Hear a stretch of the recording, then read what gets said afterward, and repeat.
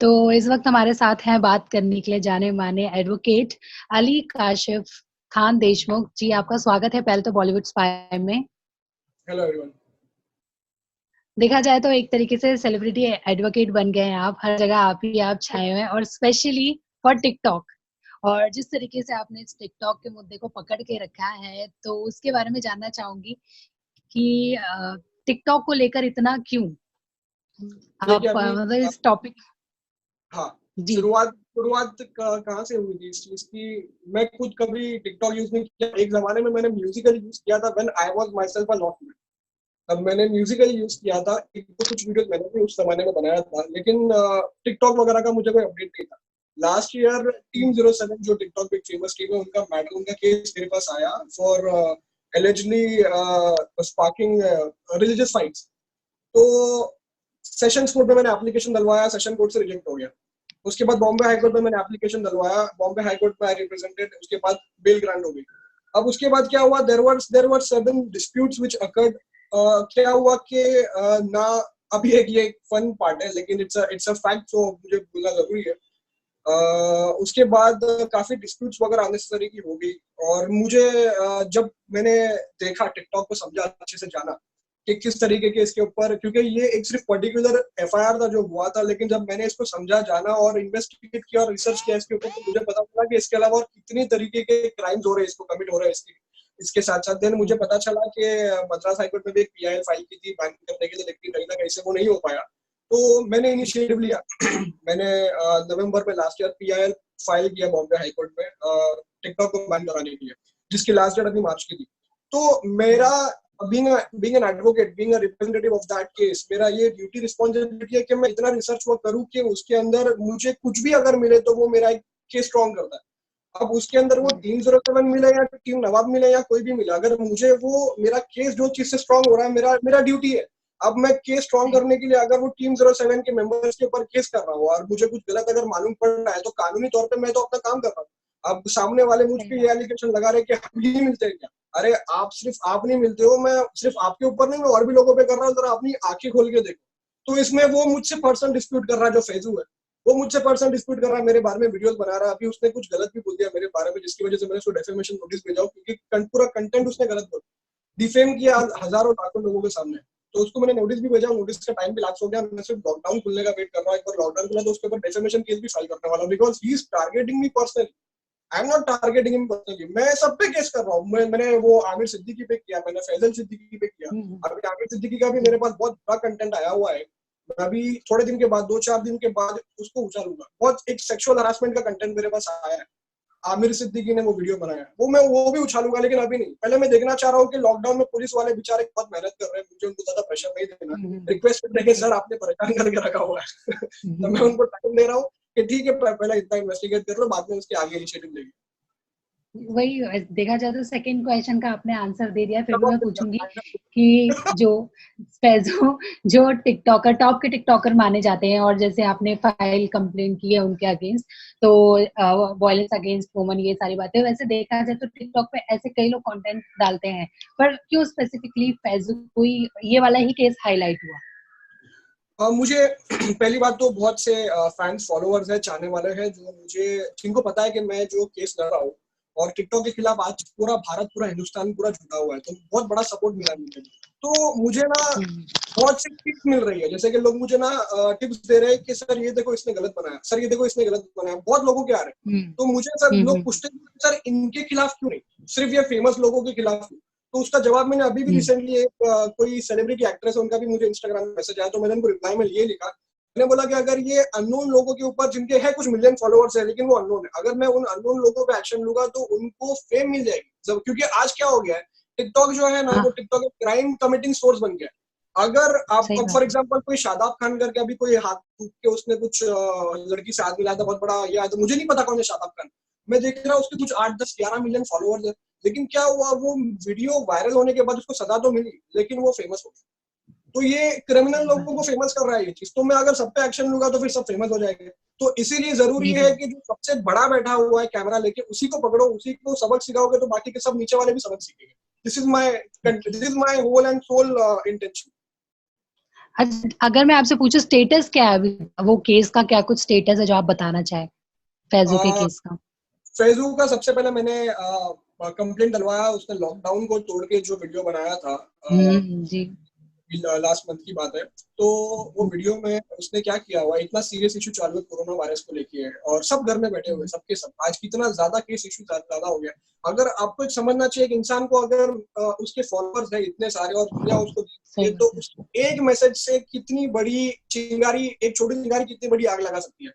अब सही उसका बात है। इंटेंशन क्या हो क्या नहीं हो वो तो वो जाने, लेकिन सेक्शन 188 जो सीआरपीसी सबके ऊपर लग रहा है उसके अंदर ये क्लियरली लिखा हुआ है कि आपका इंटेंशन हो या ना हो लेकिन फिर भी आपके ऊपर एफआईआर होगी, ये सेक्शन बोलता है। उसका जी इंटेंशन भले रॉन्ग नहीं होगा लेकिन वो रोड पे आके वीडियो तो बना रहा है नीचे फिर उसके बाद नवाजुद्दीन सिद्दीकी का फेमस डायलॉग बोल रहा है कि मौत को टच करके टक से वापस आ जाऊंगा, तो ये क्या है, ये प्रोवोकिंग है। तो उसके बाद एक इंटरेस्टिंग चीज आपको बताता हूँ। अब वो मैंने कंप्लेंट डलवाया तो मुझे आमिर सिद्दीकी का फोन आता है। आमिर सिद्दीकी का तब मुझे एकदम 1 साल के बाद फोन आया, भाई मत करो ना फैजू के ऊपर कुछ। मैंने बोला भाई तू क्यों बीच में टांग डाल रहा है, तुझे क्या करना है, मैं अपना काम कर रहा हूँ, मेरे पास जो भी केस आएगा मैं वो मेरा काम है उसको रिपोर्ट करना, वो पर्सनल नहीं या कुछ भी करे मेरी ड्यूटी है। नहीं नहीं मत करो ऐसा करो उधर। आमिर सिद्दीकी ने मुझे फोन पे, अच्छा ये आमिर सिद्दीकी सब बातें व्हाट्सएप पे करता है कि इसकी कोई रिकॉर्डिंग करे नहीं, मुझे व्हाट्सएप पे बोलता है कि मैं सेटिंग लगा दूं क्या पुलिस स्टेशन में केस रुकाने के लिए, मैं कॉर्पोरेटर लोकल से बात करूं क्या। वो ये टिकटॉकर, ये बचकाना टिकटॉकर मुझसे मुझसे बात कर रहा है इस बारे में ऐसे। मैंने बोला भाई तुझे जो करना है कर, तुझे कॉर्पोरेटर को लगाना है क्या, तुझे पुलिस वाले को सेट करना है कर। उस दिन के बाद से मुझे बहुत फोन आए, मुझे दुबई से फोन आया, मुझे अननोन नंबर से +32 करके कोई कहाँ से अननोन नंबर से फोन आई, धमकियां आई, गालियां आई। लोकल कॉर्पोरेटर का भी कहीं ना कहीं से जैक लग के मुझे इन्फ्लुएंस आया कि मत करो अपने लड़के लोगे, ऐसा मत करो। मैंने बोला भाई मैंने कंप्लेंट डाल दिया, एक्शन हो चुका है, मीडिया में भी रिपोर्ट हो चुका है, मैं बैकआउट नहीं कर सकता। तो वो केस के अंदर अपडेट अभी ये है, सबसे पहले मेरी स्टेटमेंट रिकॉर्डिंग की गई है क्योंकि पुलिस को प्रेशर दिया गया था, लेकिन मैंने इसका डीसीपी अभिषेक त्रिमुखी साहब को सीधा फोन किया, उनसे पर्सनली मिला जाके उनको बताया ये सब चीजें, तो उन्होंने बोला मैं करवाता हूँ। इमीडिएटली मुझे अम्बोली पुलिस स्टेशन से सामने फोन आया, सर आपकी स्टेटमेंट रिकॉर्डिंग। तो मैं समझ गया कि प्रेशर ऊपर से, तो मैंने स्टेटमेंट दिया, वो अभी एफआईआर पेंडिंग है, एफआईआर कभी भी हो सकता है।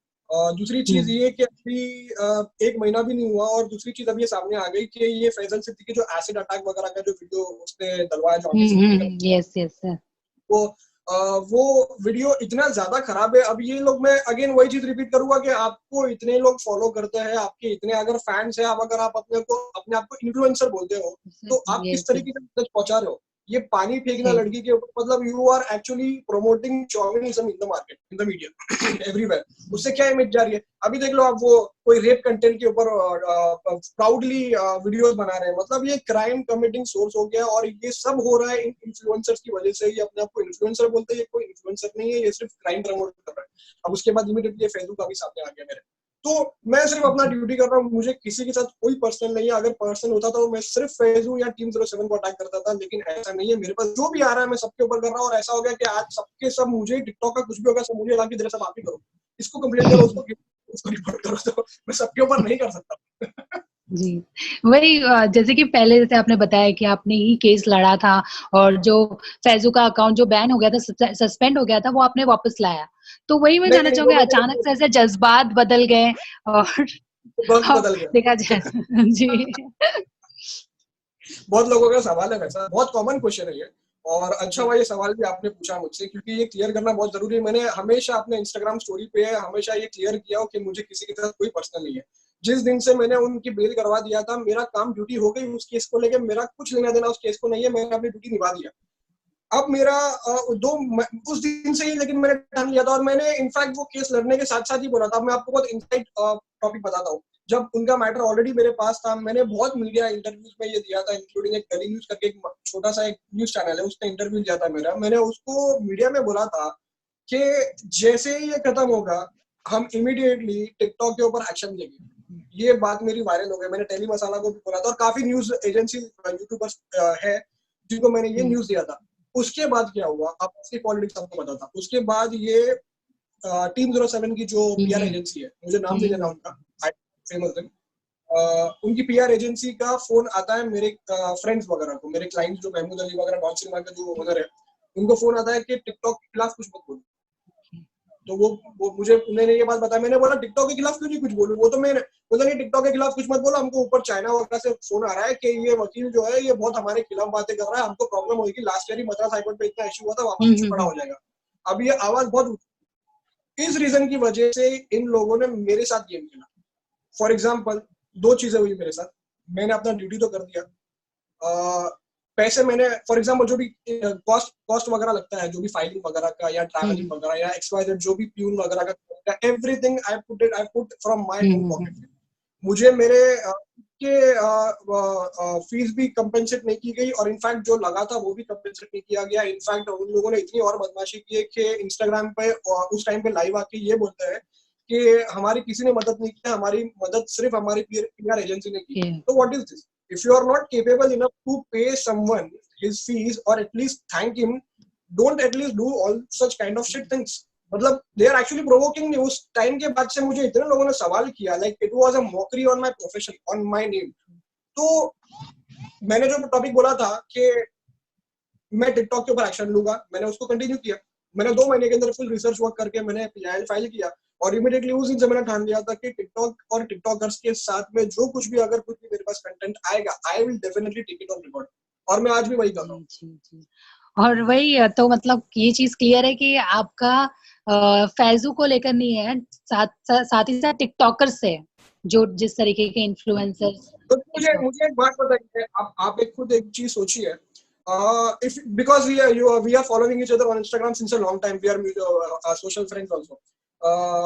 मेरे since last 2 years की tweet की बात करता हूँ मैं, आपने खुद ने देखा रहेगा कि मैंने कितने बड़े बड़े मीडिया केसेस संभाला हूँ, इंक्लूडिंग करण Oberoi, including Vikram Bhatt, including Sonu Sood, including पायल रोहतगी। मतलब मेरे पास लिस्ट पूरी है। अभी कंगना और रंगोली चंदेल का। जी। अभी वो एक बात मुझे लॉजिकली खुद एक लेमैन की तरह बताइए कि ये फैजू टिकटॉकर लोग बड़े हैं या एक्ट्रेस लोग बड़े? मतलब हु आर बिगर? अगर मेरे पास तो मैं तो इनफैक्ट मुझे मीडिया में जब when I keep reporting because all media people are in touch with me, तो मैं I keep reporting them about the cases। तो मीडिया वाले मुझे बोलते हैं कि सर आप केस करते हो ना तो हमको उनको पेपर में कवर करना पड़ता है, वरना हमको कवर करने में भी इंटरेस्ट नहीं है, अभी हम क्या करें मतलब। दिस इज व्हाट दे से एवरीवन, कि हमको उनको ये टिकटॉकर है कौन, हमको इनको कवर करने का भी कोई शौक नहीं, आप केस करते हो तो करना पड़ता है, मैं क्या करूँ इसके लिए? उसके बाद लोग मुझे ब्लेम करते कि आप जानबूझ के केस कर रहे हो। मुझे कोई इंटरेस्ट नहीं केस करने में, मैं सिर्फ अपना ड्यूटी, अपना PIL स्ट्रॉन्ग करने के लिए अपना काम कर रहा हूँ। और आज बहुत बड़ी बात है, टच वुड, गॉड्स ग्रेस, कि पूरा इंडिया जो है आज वो टिकटॉक बैन के सपोर्ट में आया हुआ है। बहुत बड़ी बात है ये चीज, क्योंकि जो हमारे कोर्ट के जजेस है वो डेफिनेटली न्यूज चैनल्स को देखते रहेंगे क्या ट्रेंडिंग चल रहा है, तो उनकी आंखों के सामने भी आता रहेगा कि लास्ट 1 मंथ से TikTok ban in India trending चल रहा है ट्विटर पे ऑन टॉप। और जैसे तो अच्छा हो रहा है, मेरा केस हो रहा है जी। और जैसे आपने बोला कि कहीं ना कहीं लोग इंडिया वाले एकदम साथ में आ गए, पर इसका असर देखा जाए तो कहीं टिकटॉक वर्सेस यूट्यूब जो ये चल रहा है, तो उसके वजह से कहीं ना कहीं लोग और भी ज्यादा ये हो गए कि अब तो बैन करवाना ही है, इसीलिए।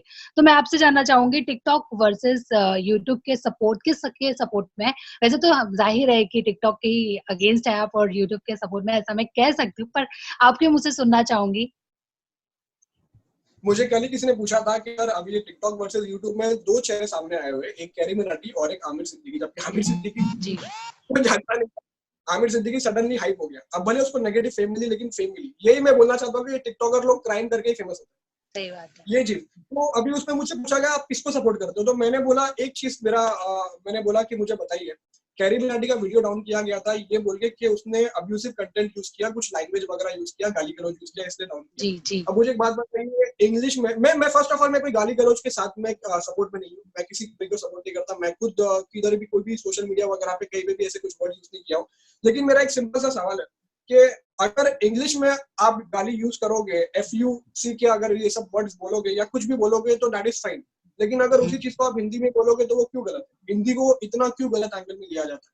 ये हो गया पहली चीज। दूसरी चीज, अगर किसी आदमी का वो प्रोफेशन है, वो कैरी मिनाटी जो है अजय नागर, उसका मैंने हाँ मुझे कुछ पता चला कि 6 साल से वो मेहनत कर रहा है। अब उसका 6 साल से वो ग्रो ही वहां से हुआ है, उस कंटेंट पे हुआ है।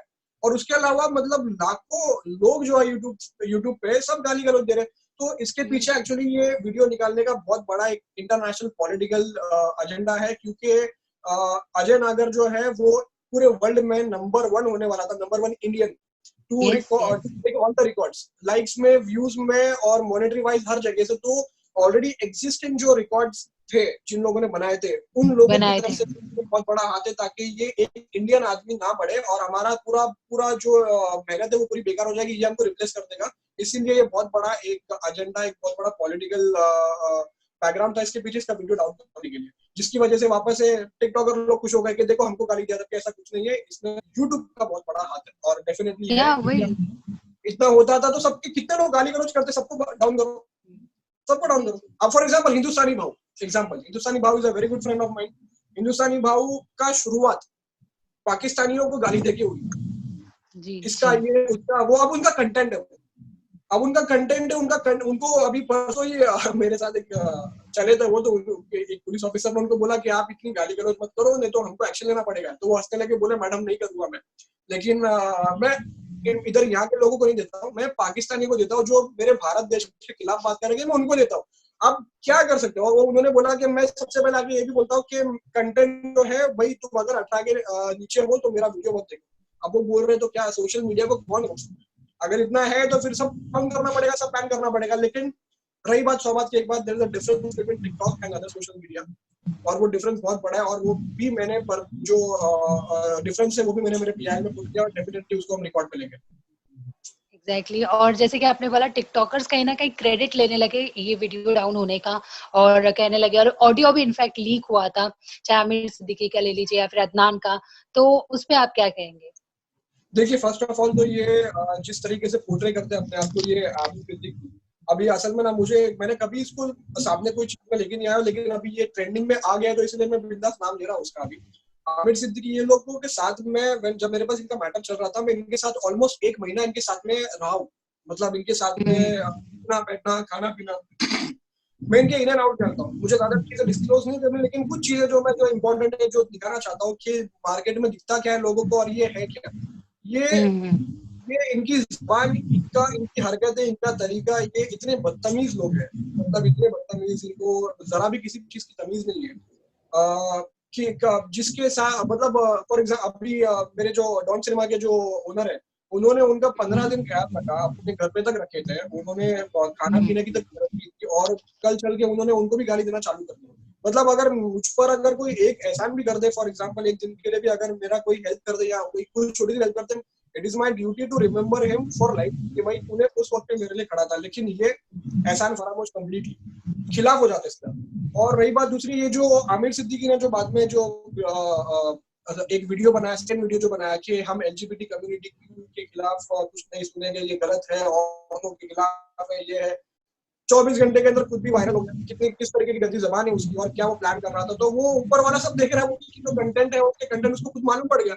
और मतलब इन शॉर्ट बोलने का मतलब ये है कि ये जो भी कर रहा है ना, ये सब एक्सपोज हो रहे हैं। सब इनका ना वो पाप का धड़ा बन गया था, इससे एक के बाद एक सब एक्सपोज हो रहा है, और ये महीने में सब एक्सपोज हो गए। अब मेरे पास अदनान का एक और एक वीडियो आया हुआ जो मैंने ट्विटर पे अभी रीट्वीट किया हो, जहाँ पे वो ट्रांसजेंडर्स के बारे में उनकी मजाक उड़ा के बात कर रहे हैं। एक तरफ बोलते कुछ है, करते कुछ है।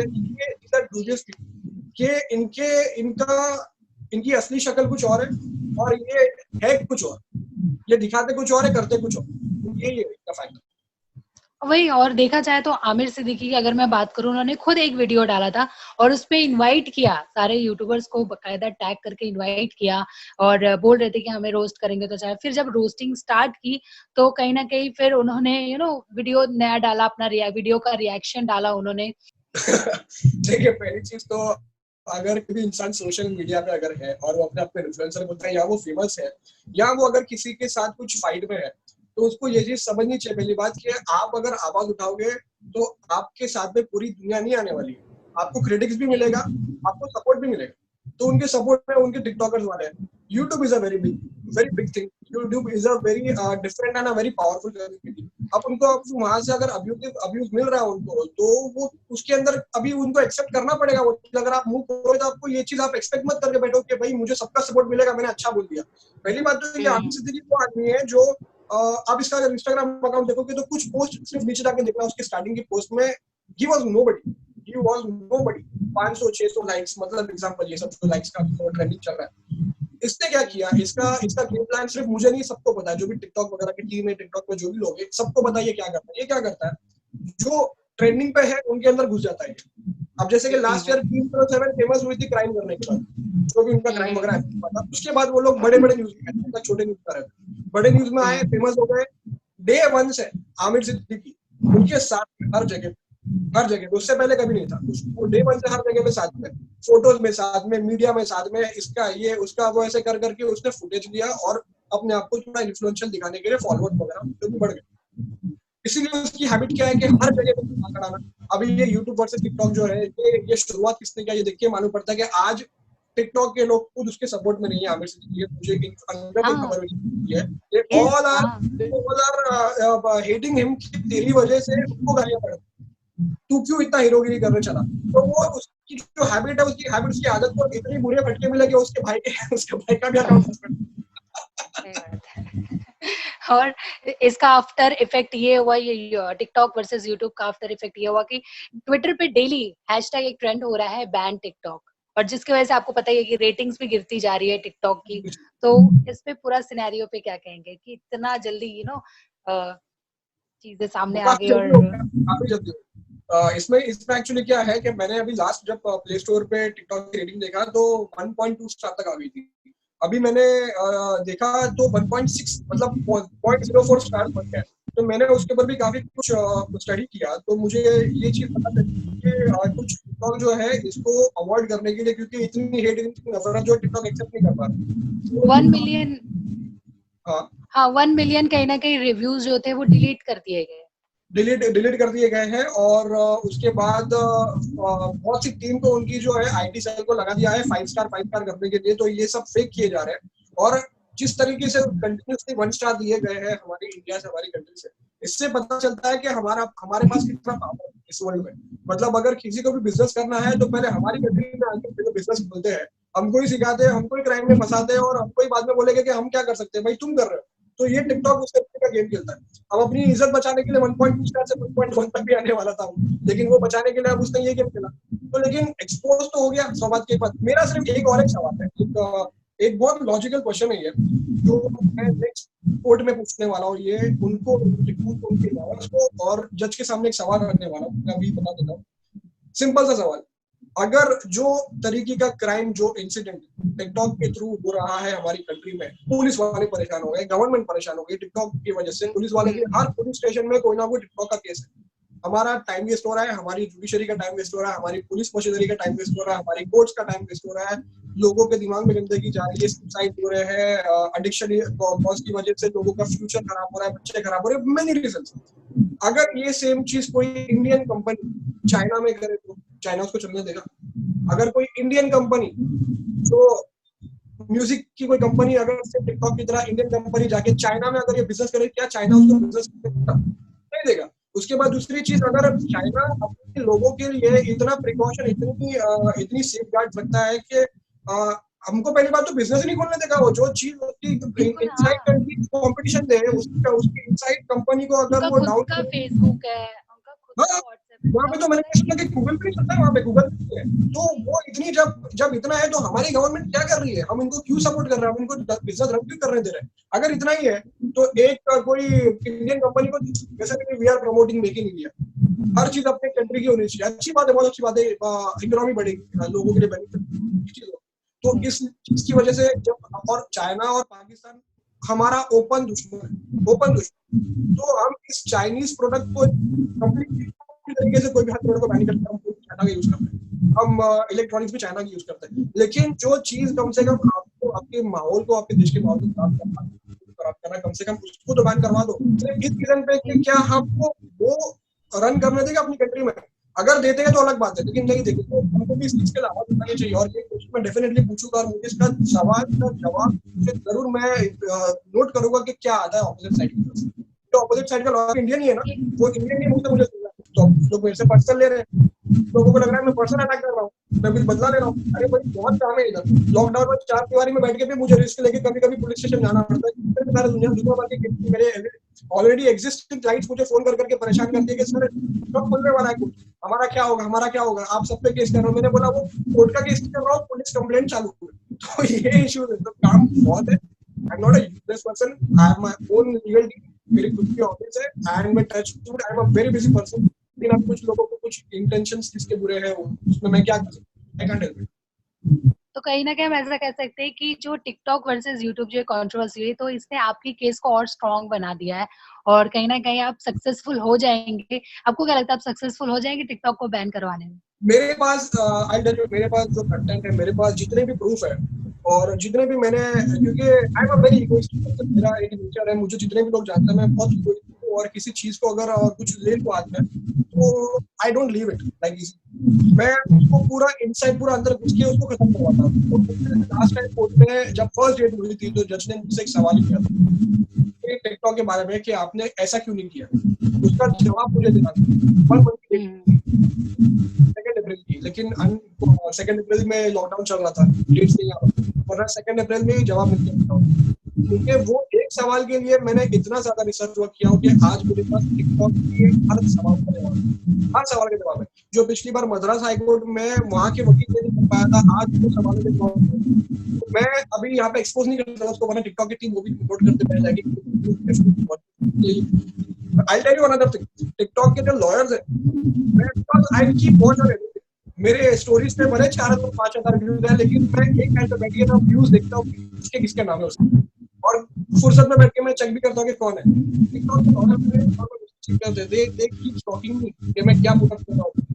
दे are trying to assemble things कि मैं कुछ बस गलत करूँ तो मतलब वो उनको डर है उतना, बिकॉज दे आर अफ्रेड कि ये कुछ ना भाई, अभी टिकटॉक और यूट्यूब पे भी इतना बड़ा हंगामा हो, कैरी मिनाटी डाउन हो गया, लेकिन कैरी मिनाटी को खत्म करने के बाद ये देखो ये वकील वापस घुस गया, मतलब ये पहले पूछेगा तो वेरी वेल, और इसने सबके सब देखे ना बराबर से, मुझे स्टॉक भी कर रहा है अच्छे से, एक अकाउंट बना के स्टॉक, लेकिन मुझे पता है क्या है कैसा है क्या है।